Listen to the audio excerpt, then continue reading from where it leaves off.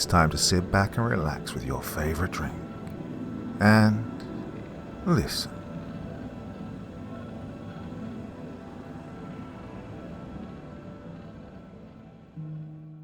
Corn mazes are fascinating things. They've been around for several decades.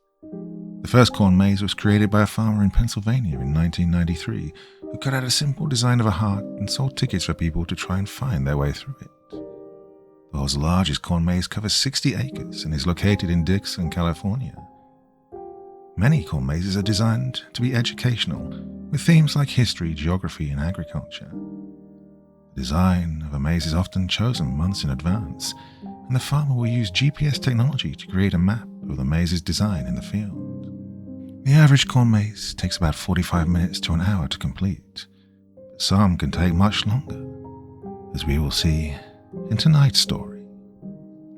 I found something horrific in a corn maze by Justin Hirsch. It was an early Saturday morning right at the end of September when my father informed me that we'd be going pumpkin picking that day. He'd be taking me plus my cousin and grandmother up to a farm about 30 minutes away. Well, being 10, I was excited, yet at that age you start to feel like holiday traditions become a little childish. Whether it be trick-or-treating or leaving out milk and cookies, you feel like you're too old for all that now. Yeah, I'm double digits, I'm a big boy. That's a bunch of baby stuff. At least that's the way I saw it at that age. I now know those traditions are all too precious to give up so soon. I was still grateful regardless. Spending time with my dad was far too rare. Due to his occupation as one of the highest-ranked doctors in the state, he was always working. I could tell he tried to make time for me, he really did.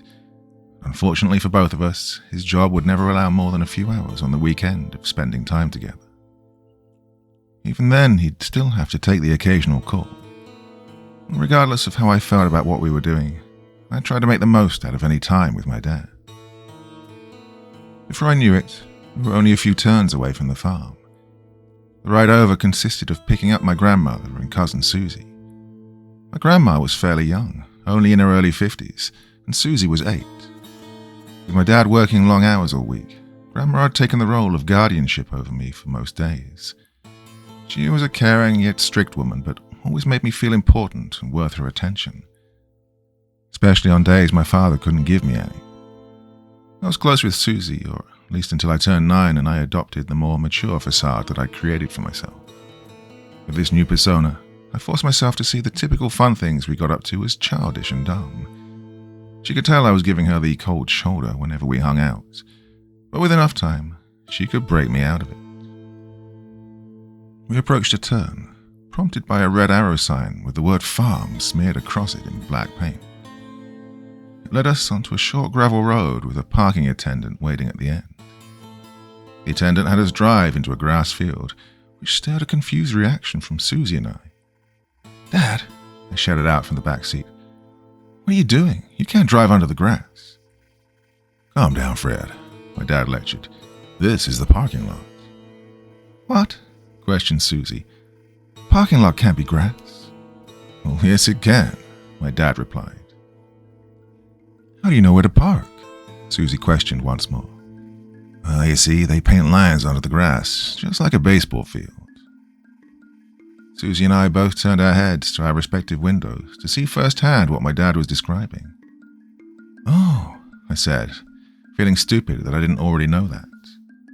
I felt embarrassed and worried about what Susie would think about my ignorance of the fact that you could really convert any flat piece of land into a parking lot. I looked over at her, still busy admiring the lines painted in the grass. Relief came over me when I realized she was none the wiser of my lack of knowledge. Or maybe she just didn't care. The matter of finding a parking spot presented virtually no challenge since the 2 acres of field that made up the lot were only occupied by maybe 10 other cars. I guess it was to be expected since it was both early in the day and early in the season for pumpkin picking.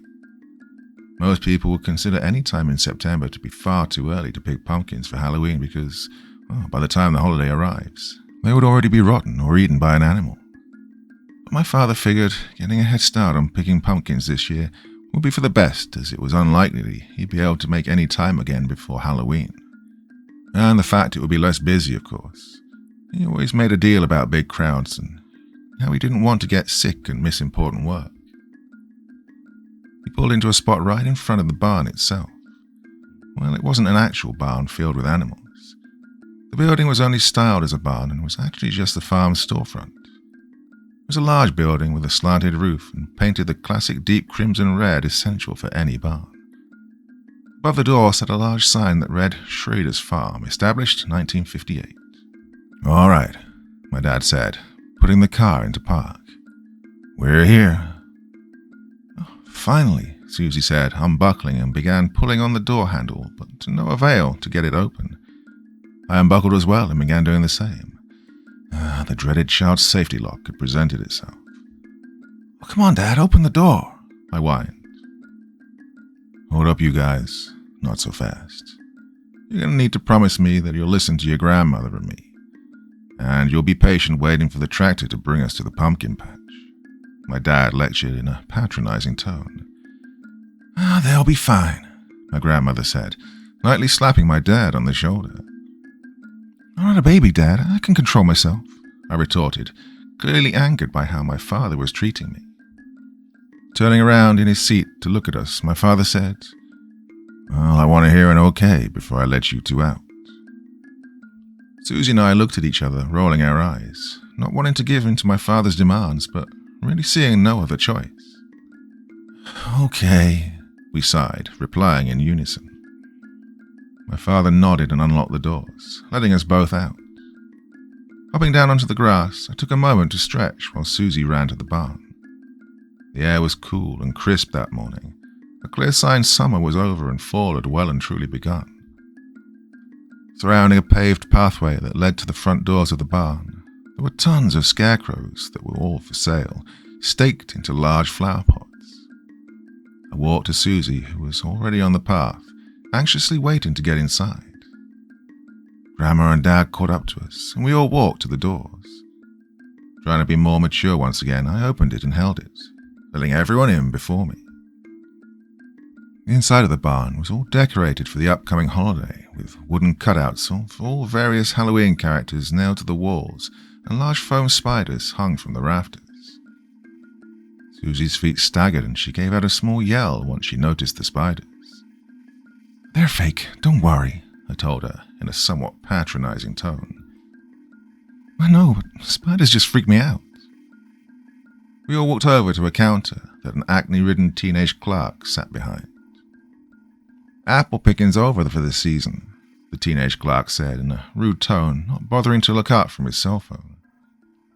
"Oh, we're here for pumpkin picking, actually," my dad said, mimicking the clerk's tone. "Oh, my bad." The clerk pulled himself out of a slump and placed his phone down. "I forgot that started today." He paused, looking over to a clock above the entrance. When he clearly couldn't make out what it said, he turned to his phone. "You guys are the first ones here. The tractor leaves for the patch in about 10 minutes, and the hayride is free. You just pay for your pumpkins," the clerk explained. "All right. We don't need anything to indicate we're the first ones in line or anything?" my dad asked. Dad was always a stickler about these kinds of things. If he was there first, then he was going to be first. "Nope. There's a gate outside where the line starts. Should be a guy standing behind it now. You'll see it," my dad said, turning to us. "All right, you guys look around the store for a little bit with Grandma. I'm going to get in line." "Hon, the man says there's still 10 minutes till they are ready to take us. No one else is here," my grandma said. "Well, just let me wait, and that way, when people do show up, we won't have to wait until the next trip," my dad explained quickly. Grandma shrugged in defeat, and both groups went their separate ways. She then walked us over to a row of freshly baked donuts. Susie and I examined them with gluttonous expressions on our faces. "I'll get you each one when we get back. Sound fair?" Grandma said. We turned to her and nodded in approval. We then approached a cartoony-looking animatronic cow head mounted to a miniature barn. A large red button sat in front of the head with a text that read, "Press," written on it. Susie did just that, pushing down on the button, which brought the cow to life. "Welcome to Schrader's Farm, serving your community since 1958. A loud female voice boomed from a speaker within the cow as the jaw moved out of sync with the words. "Schrader's Farm, we offer the best selection of fresh produce grown right here in our food." The final words coming from it slowed down and distorted as if the power supply had been slowly sucked from it. A loud buzzing sound filled the room, and the lights overhead also began to dim and flicker, until they went completely dark. The clerk looked up and made an audible groan while slapping the side of his cell phone, which too seemed to have the power drained from it. Susie stepped back frightened by the creepy deactivation of the cow. I wanted to do the same, but caught myself, wanting to still look cool in front of Susie and Grandma. "Well, hopefully they don't cancel our hayride," Grandma said, looking up at the ceiling. The buzzing got quieter, until it stopped as the lights started flickering and the cow began speaking again. Then, as if nothing had happened at all, the electricity went back to normal. Besides the clerk's phone, which still seemed to be dead since he was angrily pressing the power button. "Good," I said to Grandma, who too seemed relieved by the electricity coming back on. "Let's go out and get in line with your dad now. The tractor should be leaving any minute," Grandma told us, pushing us along and out of the door. Outside, my dad was waiting first in line, and a few other families had begun to line up behind him. He was making conversation with the man standing behind the gate. We walked over, joining him in the line. "See anything interesting in the barn?" he asked. "Not really," I replied. "What?" Susie said to me angrily, then turned towards my dad, changing her demeanor. "Yeah, we saw some really tasty-looking donuts. Grandma said she'd let us have one when we got back." "Ooh, how lucky you two are," Dad said. "Hey, you excited to go on a hayride?" Grandma asked.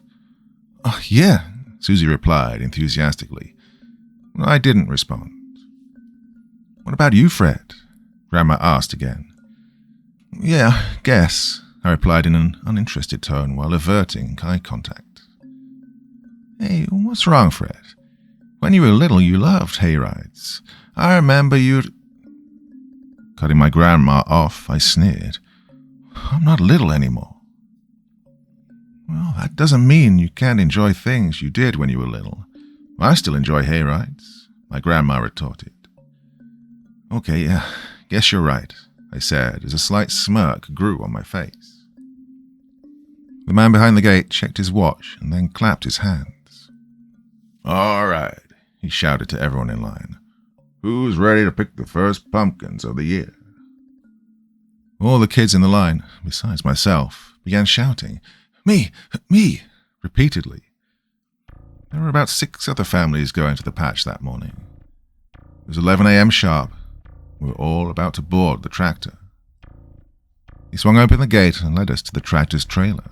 It was a large, long platform with blocks of hay placed evenly around the side. We each climbed up a short stepladder onto the trailer. "Come on, let's sit in the back," Susie said. "It's the most bouncy back there." "No, I think I'll sit up front," I told her. There I was doing it again, trying to act all mature, but in reality just ruining the fun. "Fine," she said begrudgingly. "You're no fun." I walked over to the hay bales that were the closest to the tractor itself and sat down. My dad, Grandma, and Susie all followed, sitting down beside me. The other families all piled on until there was no one left waiting. The man who led us to the trailer walked over to the tractor, climbed in, and then started it up. A loud roar came from the engine. Then we all bent forward as the tractor began moving. We quickly regained our balance, and we were off toward the pumpkin patch.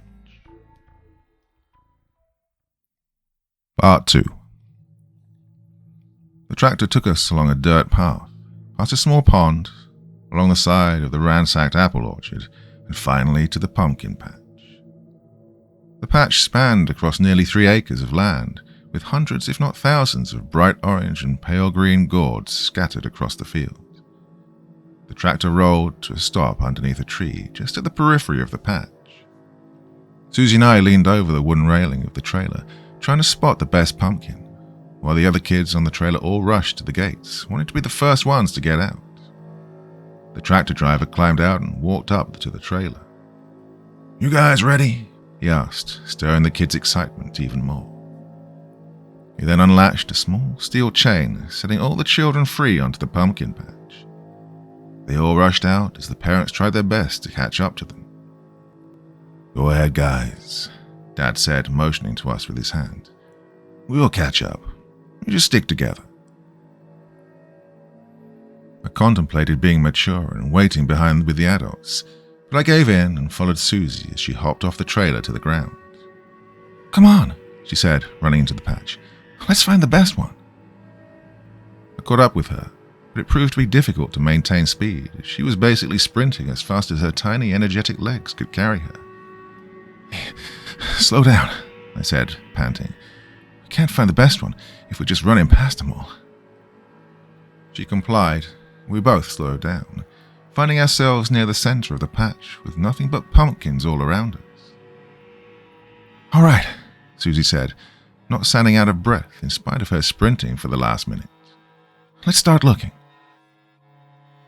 We began our search, walking side by side down a row of pumpkins, scanning each intently. A lot of them were still growing, which was to be expected since it was still early on in the season. So the small, pale green pumpkins made up the majority of what was in the field that day. We turned down another row, holding the same objective of finding the best pumpkin. We continued the search until Dad and Grandma caught up with us. "Hey, did you guys find anything yet?" Grandma asked. "No, a lot of them are still growing," I answered. "Maybe if you get tired of looking in a bit, we can go check out the corn maze," my grandma replied. "There's a corn maze?" Susie asked excitedly. "Where?" My grandma turned to point at a wall of corn stalks on the far right side of the pumpkin patch. "Can we please go to it?" Susie pleaded, clasping her hands together. "Oh, you find your pumpkins first," my dad said. "That way the few ones that are grown won't all be picked." "Oh, good point, Dad," I said. Susie looked displeased. "Be patient, Susie. We'll get to it eventually," I told her, which only seemed to make her even less patient. "Here, I'll even help you guys look for one," my dad said, then locked eyes with me to ask directly, "If that's all right with you." I nodded yes, before Susie blurted out, "Sure." My dad had been aware of my newfound longing for maturity and independence. He wanted to let me have it, or at least let me feel like I had it. Over the course of the next hour or so, we'd finally decided on 3 pumpkins. One for me, one for Susie, and one for Grandma. At that point, we'd all forgotten about the corn maze and were ready to hitch a ride back on the trailer. Susie and I carried our own pumpkins, while my father was carrying my grandma's. The number of people on the pumpkin patch had grown since our arrival, yet nowhere near the amount it would soon see in the next few weeks. The tractor had been going back and forth, picking up and dropping off people all day. We walked toward the tractor, which had just finished unloading the people arriving, and began letting people go back on. Then 2 kids darted in front of us, and Susie must have watched them go into the corn maze. "Wait," she cried, causing all of us to come to a halt. "The corn maze."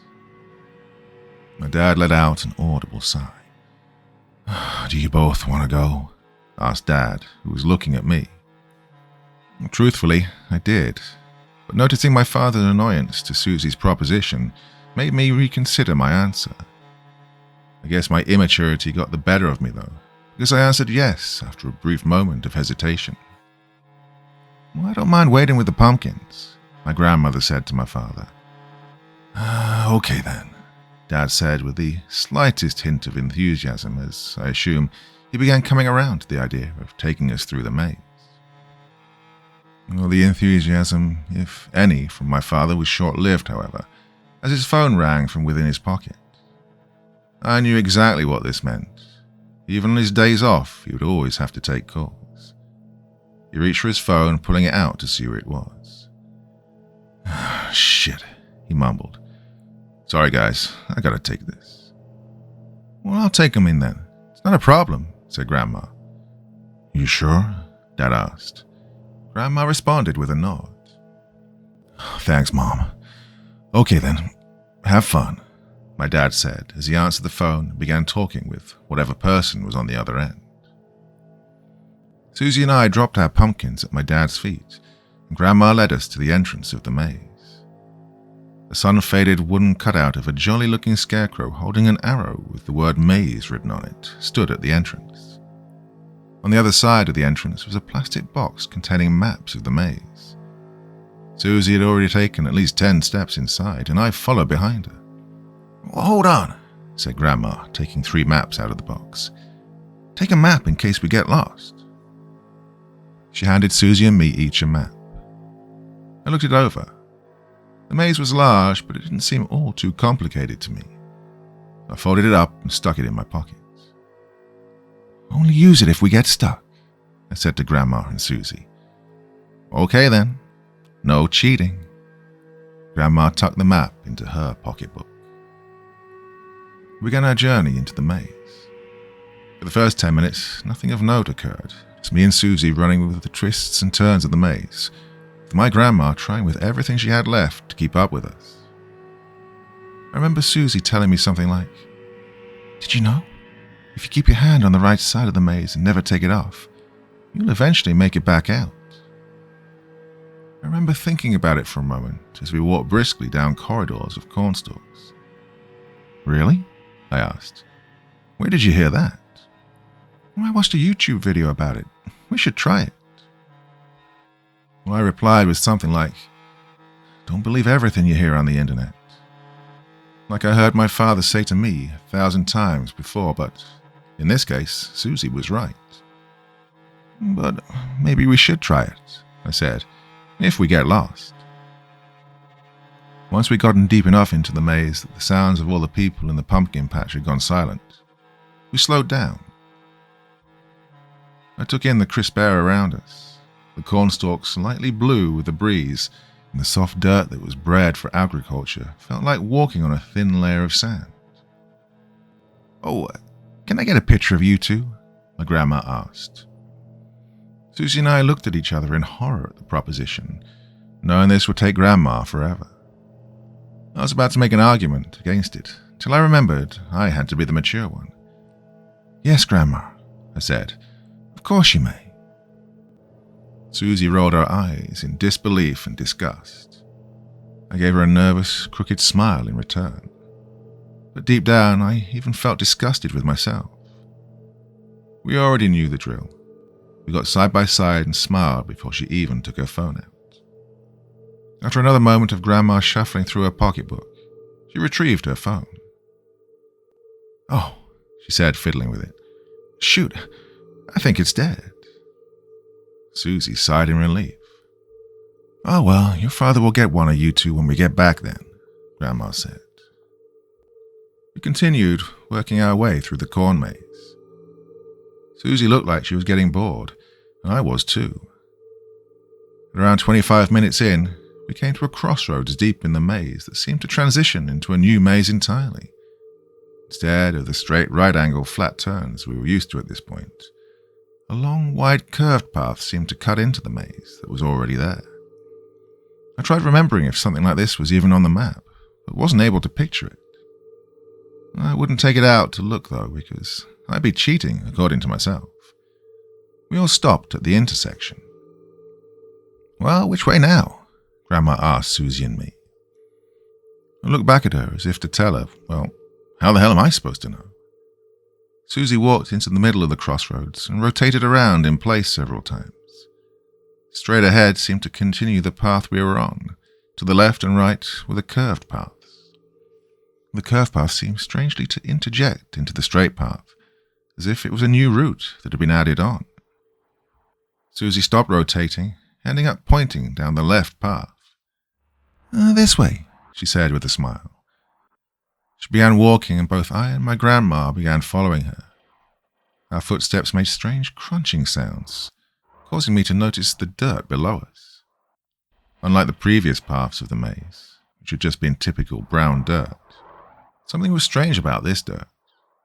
It was darker, nearly black, and the texture was almost crunchy as if it was burned and charred. Grandma and Susie didn't seem to notice or pay any mind to the change, and at the time I didn't do much other than make note of it.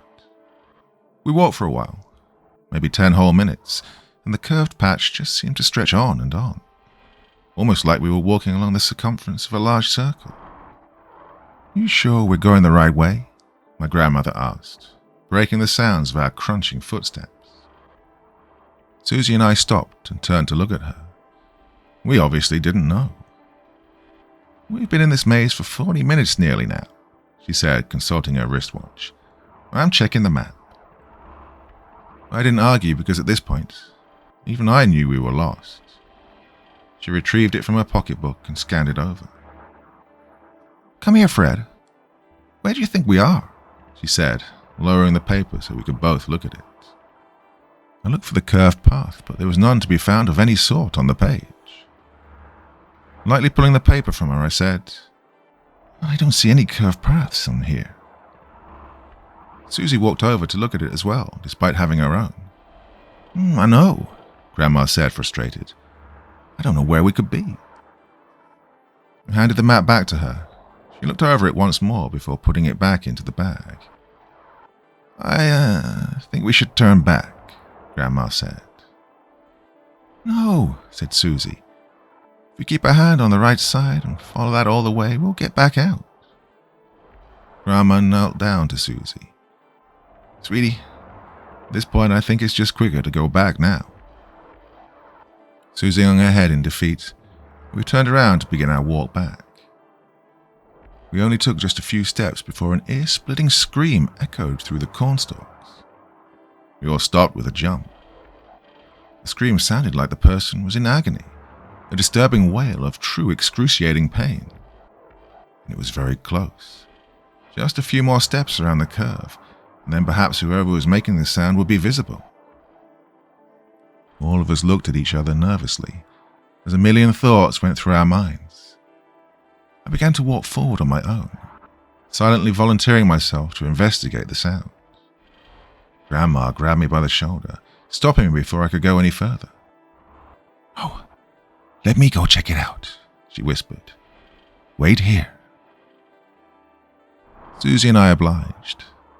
Grandma walked toward the scream, taking long, slow steps until she was just out of our field of view.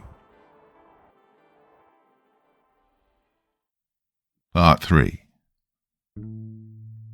"Yeah, what do you think it is?" Susie asked me, trembling. Her cheery and energetic demeanor had evaporated. "Maybe someone hurt themselves," was the only logical answer I could come up with at that moment. Then, with a loud snap, the screaming cut out abruptly, and the following silence was deafening. The cornstalk stood perfectly still all around us, and the only thing to be heard was my ever-increasing heart rate. Grandma still hadn't returned to our line of vision yet, and we hung on to each second, just waiting for her to come back. I took a deep breath, and then began marching forward slowly, trembling more and more with each step. Each crunch of my foot sounded like an earthquake as I slowly but surely rounded the bend. A deep sense of relief washed over me as Grandma came into view. She was standing still, looking at something ahead of her. Something from where I was standing I couldn't see. "Grandma?" I choked out in a whisper. She turned her head towards me, her expression one of sheer terror. I was taken aback by the look on her face. She fully turned then and approached me quickly. Grabbing me by the shoulder, her hand violently trembling. "We need to go. Where is your cousin?" I couldn't wrap my head around why she was so frightened. I wanted to ask her a million questions at that moment, but it was evident there was no time.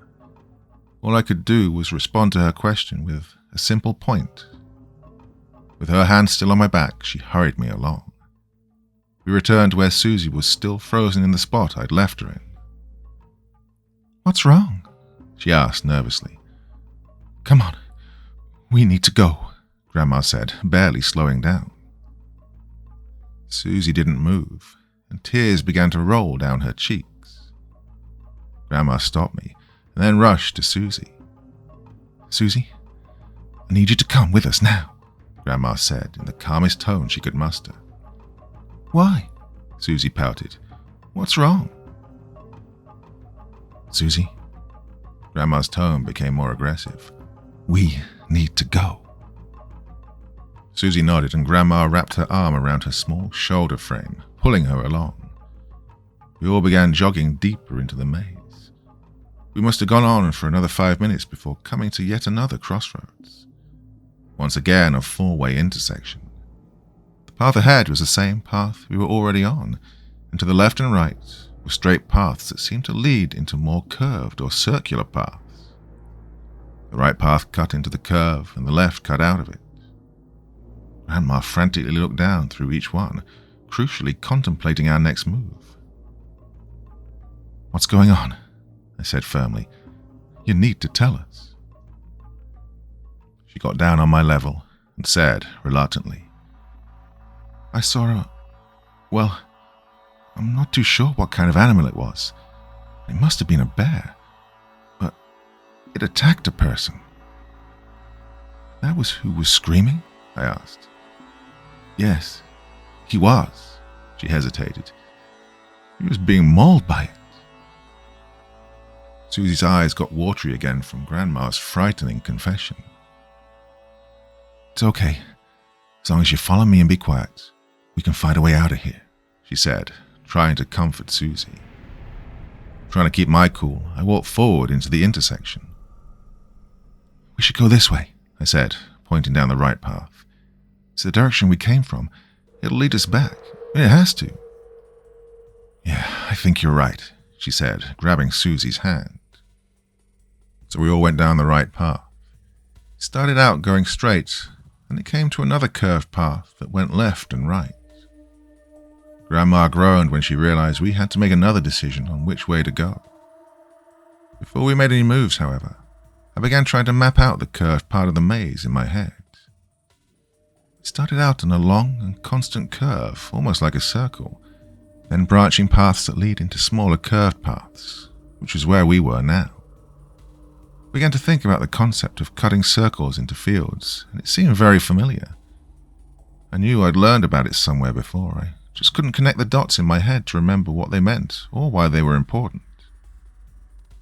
Oh, which way? Grandma asked herself. I think it might loop around. Pretty sure it's a circle pattern, I told her. Well, I hope you're right, she said, leading us down the left turn. Being able to sense how the trail curved, it did appear to be a circle. It brought us to another decision to make. A straight path appeared on the left side of us, and if we continued on the path we were on, then it seemed it would loop back around. This way, I said, leading us into the straight path. The pattern of straightaways and circles continued on and on, each circle path getting gradually smaller. If my mind map proved to be right, then I suspected we were going deeper into the original large curved path we were on. I think we may be getting ourselves more lost, Grandma said. Well, I've been trying to map it out in my head. I think we're basically on the inside of the original circle or curved path we were on, I explained, trying to help her understand my theory. Okay, I sort of understand, she replied. We're probably almost at the other side, which might be our way out. We walked through one more curve until we came to another straight path. But this one was different. It was wider and way longer, breaking the pattern. Now this has to be it, I said. The way out. Come on. We all began running down the straightaway until we reached the end. What we came to wasn't the way back, but what we were about to see made me realize fully what we'd gotten ourselves into. We found ourselves in a large, open, circular plot. Unlike the paths before it that seemed to outline circles, this area was the inside of one, and in the center of this open area was something that none of us could explain, let alone understand. We stood still for a moment. Then we all approached the object in the center, our eyes fixed and unable to be pulled away. Before Susie and I got within an arm's reach, Grandma grabbed our shoulders, stopping us from getting any closer. Sitting right in front of us was a giant, thick, chrome disc, or what would be better described as a flying saucer, a real UFO. And then it all clicked. Not taking my eyes off the machine, I said, "Crop circles." "What?" Grandma whimpered. "We aren't trapped in a normal maze, because this one," I said, "this one was made by aliens." Now I was more amazed than scared, and it appeared Susie was as well. I looked back up at Grandma. She had a look of stress and terror on her face. "No," she stuttered. "This has to be a joke. Some joke to scare us. That's probably some Halloween prop. Your father probably came up with this. He's the one always watching that stupid show with you." "You mean Ancient Aliens?" I asked. Well, it is true that my dad loved watching it with me whenever we got the time. It's the only way I knew about crop circles in the first place. And considering what Grandma had said, it wasn't entirely out of the realm for my father to do a grand gesture of sorts to make up for the lost time spent together. But this was too elaborate. Too much was left up to chance for us to even find the path in the first place. Grandma nodded yes in response to my question. We stood there looking it over for who knows how long until Susie reached out to touch it. "No, Susie," Grandma shouted, but it was too late. Susie tapped on its metallic exterior with her pointer finger, and nothing appeared to happen. "See?" Susie said. "It's fine." And it did appear to be fine, until that same buzzing sound we'd heard in the barn during the power outage began to emanate from the saucer. Susie, startled, pulled her hand away, and a guilty look came across her face. Then footsteps, heavy and fast. The sound was made clear by the distinct crunching of the charred soil. Each one got louder as whatever was making them drew closer to us. We all turned around frantically, trying to trace where it could be coming from. I didn't know what it could be at first. But then it hit me. It was the reason we couldn't go back the way we came, and why Grandma looked so frightened upon our discovery of the spaceship. The bear, according to her, was coming right for us. My legs went weak, and my heart sank as I came to the realization. By the time my mind had put the puzzle together, Grandma was already face down on the ground, with the bear on top of her. I assume in an act of primitive human survival instinct, my body went into autopilot, and I rushed towards Susie, who was standing in shock with tears rolling down her face. I grabbed her and pulled both of us into the cornstalks. After that, I found myself coming out of the state of mindless instinct. Hidden behind a few layers of cornstalks, I watched as my grandmother was disemboweled and mutilated by something that was certainly not a bear. I wanted to react in the only way I knew how, scream and cry until someone came to save us. But I couldn't do that. Not now. Susie, who had her head buried in my chest, needed me to be the mature person I tried to be all this time. We both needed me to be that person now. I turned my head away from the scene of gore in front of us, as Susie and I clung to each other, her cries being muffled by my sweatshirt. For what felt like ages, but in reality was maybe only a minute, we sat there listening to the sounds of violent dismemberment. Once the noise had stopped, I begrudgingly glanced back over to the bloodbath. I won't describe what became of my grandma, but even the most experienced coroners would have gagged at the sight. Standing right above the scattered meshes of flesh, blood, and bone was the creature, the alien. Alien would be the only word that comes close enough to classify it. It was unlike any animal, insect, or bear on this planet. Maybe you could argue it resembled a crude combination of a few species, but even then it was something out of this world. must have been 8 or 9 feet tall, with a large bulbous head that had 2 antennas protruding out of it. 3 large black shiny eyes sat just below its forehead that were spread out triangularly. Filling out the face was its mouth, cylindrical and tube-like. It hung from its head. The only thing comparable to its mouth is the mouth of a tardigrade, which I had learned about in science class only days before. But unlike the tardigrades, it was much longer. It also seemed to have control over the way it moved, similar to the way an elephant controls its snout. Its body was merely a neck connecting the head to its legs, and the legs were the worst part. It had 6 of them. Similar to a spider's, they were long and bent, ending in sharp points.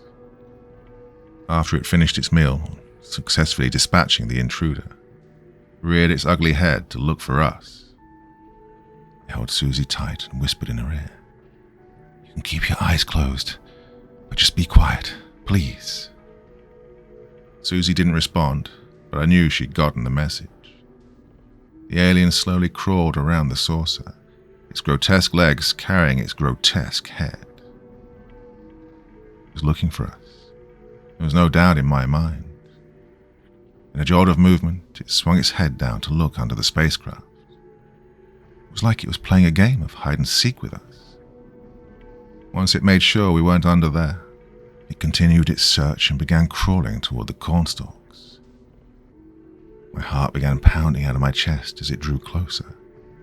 I tried holding my breath, doing everything I could not to make a sound. It came up to the wall of corn, just to the left of where we were hiding. It extended its terrible hose-like mouth into the cornstalks. It wasn't as long as a snake, but it moved like one, bending and slithering up and down as far as it could, almost like it was trying to sniff us out. Maybe it wasn't a mouth, maybe it was its nose, or maybe it was both. The creature crawled along toward where we were hiding very slowly, scanning each spot it stuck its tube. It got closer and closer, till it was right in front of us. I leaned back as far as I could without making a sound. I was staring straight into its mouth as it wiggled around. I felt its breath, or whatever type of gas was coming out of it, being lightly blown onto my face. I closed my eyes and waited. I surely thought that this was the end. Moments later, it continued working its way around the circle. Somehow, it hadn't sensed us. I continued holding my breath until it finished searching for us moments later. Then it crawled away from the cornstalks. As I assumed, it had given up its search. Disappeared back into the path from the way we came in. I finally gasped for air and dragged my sleeve across my forehead, wiping the sweat that was pouring off of it. I wanted to sit there and wait until someone came and found us, but I knew that wasn't going to happen. Part 4. "We have to get up now," I whispered to Susie. "Keep your eyes closed and hold on to me. We're going to stand now." She nodded her head in approval, and we both slowly rose to our feet. Since the alien had exited from the way we came in, going that way was off the table. But I worried, however, that it might be the only way we could go. Slowly we took steps until we just barely emerged from the wall of corn. I looked at Susie, who was clung to my side, making sure her eyes were still closed. Luckily they were, because if she'd seen what had become of Grandma, her shrieking at the top of her lungs was nothing but guaranteed. I scanned the area for another possible exit, tried my best to avoid looking at the pile of human remains. There was another way, just opposite the side we'd entered from. I couldn't be sure if it would truly lead us out or just be another dead end, but it was a risk we would have to take. "Just walk with me and you'll be fine," I whispered to Susie as we both held onto each other and began walking. We came to the entrance of the path. I looked back at the saucer, which was still sitting in the center of the circular plot. It served as a grim reminder, knowing that if this path didn't lead us out, that would be it. With a deep breath from myself, we began walking forward down the path. It seemed to be an exact copy of the path we'd come in on, which gave me hope that this would lead us out. Susie finally spoke. Is Grandma... Don't. I cut her off. If she'd finished that sentence, I wouldn't have been able to hold it in any longer. We continued our march through the path, and I continued working out my mind map in my head. The path we were on now seemed to be an exact copy of the path we'd entered the UFO area on. Then I thought that this must mean that the UFO area is the center of the main big circle, the one we entered the alien crop circle on. Now I was positive the path we were on would lead us out. In no time at all, we came to the end of the path which led us out to the main circle, just like I suspected. Now it was only a matter of going left or right that would lead us out. One way would bring us back to the real corn maze, and the other would have us loop around the whole circle, most definitely causing us to cross paths with the alien. This is where my mind map failed me. I couldn't figure out which way to go. Susie, I whispered, open your eyes now. She did, and then looked at me. This is the main path. Do you remember which way we came first from? I asked her. She did just that, but nodded her head no. Still standing in the doorway connecting the paths, I peered my head out, looking left and right, over and over. I couldn't make a decision. We were so close to freedom, but this one choice was blocking our escape. I began to grow very frustrated extremely quickly. All the emotions I'd built up were turning into anger. I was about to begin ripping out my hair and then... crunch. A footstep. No mistaking it. All that anger instantly turned to fear as my blood ran cold, knowing that we would be face to face with that creature once again. Hey! A voice called out from a close distance. It wasn't the alien. It was another person. The relief came and went very quickly, however, because I realized that the person was unintentionally calling for the creature to come and kill him. I wanted to run out and stop him from talking, but I was too afraid the alien would have already made it to him. Hello? Anyone?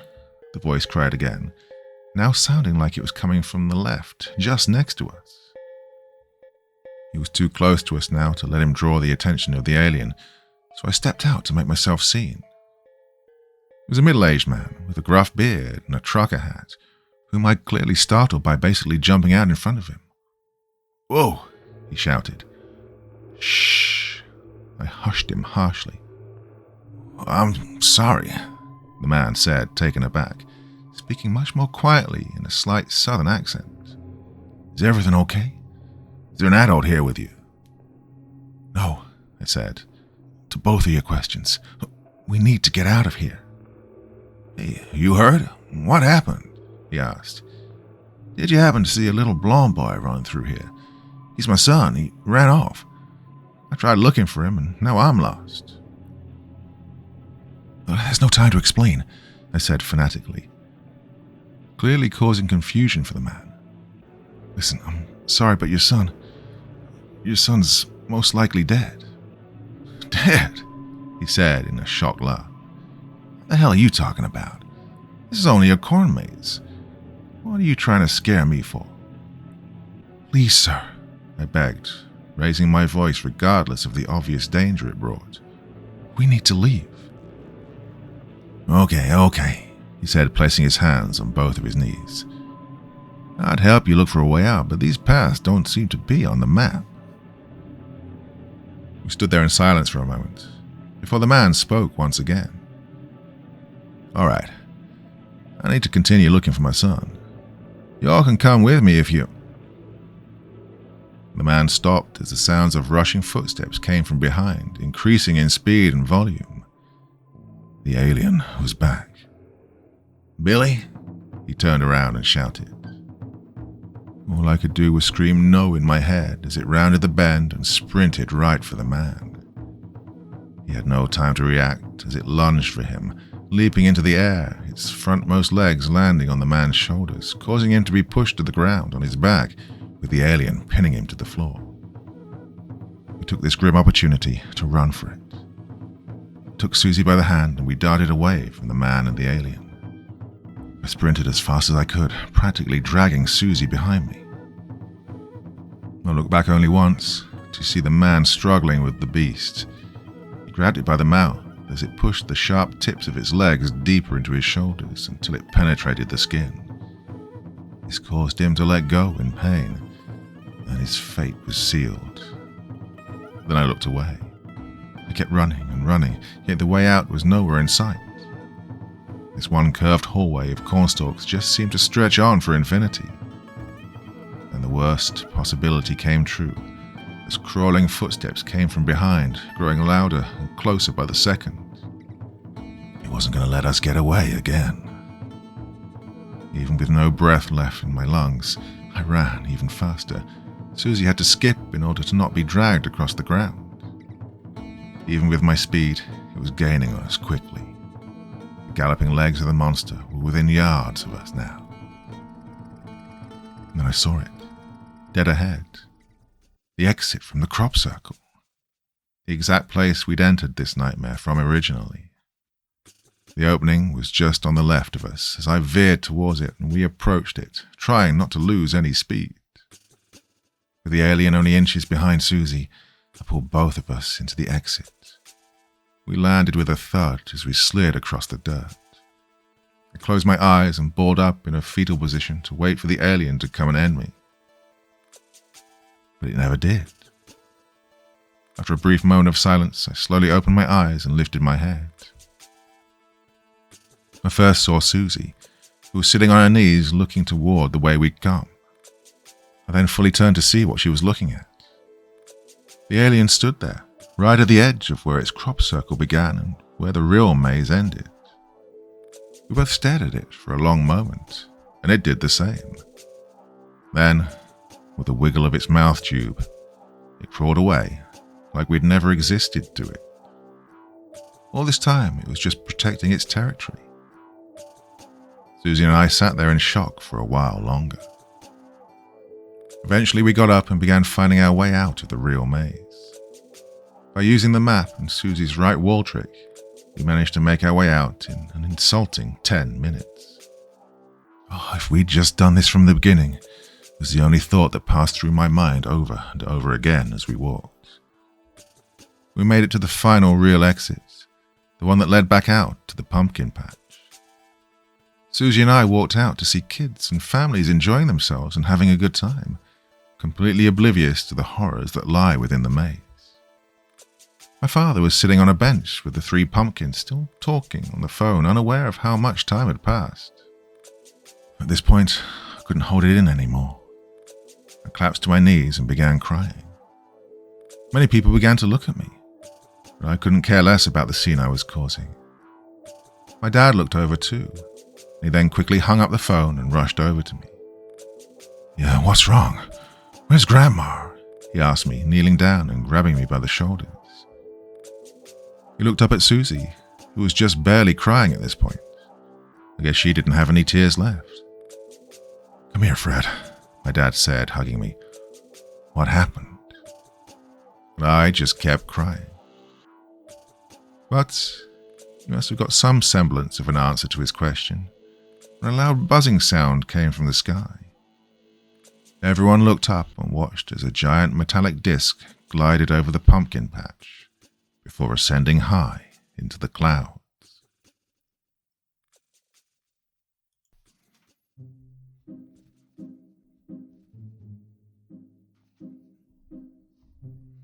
Okay, so admit it. You thought it was going to be the scarecrows, didn't you? Well, I did when I started reading that story, to be honest. Well, a bit of a surprise in the end.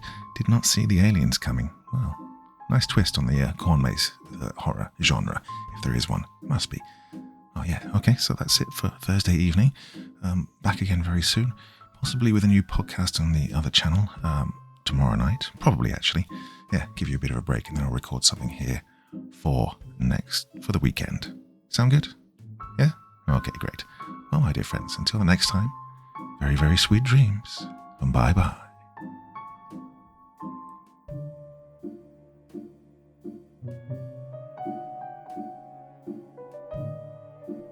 Thank you so much for taking the time to listen to this story today. Really means a lot to me and to the author of the story, of course.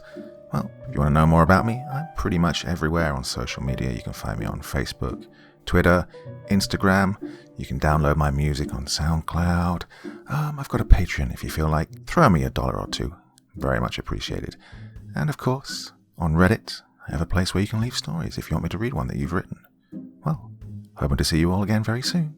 Till then, sweet dreams. Bye-bye.